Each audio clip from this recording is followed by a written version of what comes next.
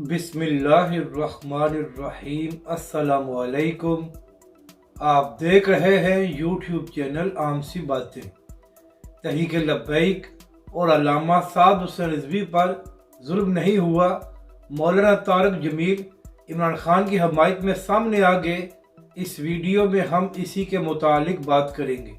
नाज़रीन करम, चंद दिन पहले मौलाना तारिक जमील साहब ने एक इंटरव्यू दिया है और इस इंटरव्यू में तारिक जमील साहब फरमा रहे थे कि जिस तरह इस हुकूमत में पीटीआई के लोगों को गिरफ्तार किया जा रहा है और जिस तरह पीटीआई पर जुल्म हो रहा है, इसकी मिसाल पाकिस्तान की तारीख में नहीं मिलती और इससे पहले ऐसा कभी नहीं हुआ।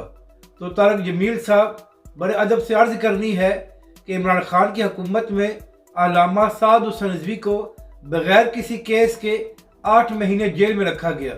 इसके अलावा तहरीक लब्बैक पाकिस्तान के हज़ारों कारकुनों को गिरफ्तार किया गया और तहरीक लब्बैक पाकिस्तान के सैकड़ों कारकुन जख्मी हुए और तारिक जमील साहब इमरान खान की हुकूमत में तहरीक लब्बैक पाकिस्तान के 40 से ज़ायद कारकुन शहीद हुए।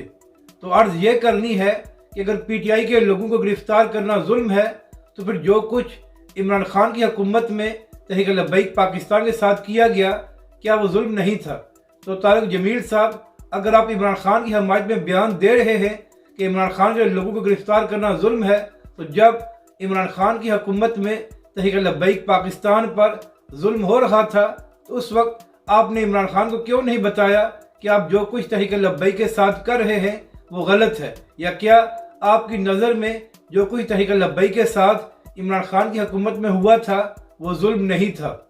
अपनी राय का ज़रूर इज़हार करें कि आपको ये वीडियो कैसी लगी और हमारे इस चैनल को भी सब्सक्राइब करें।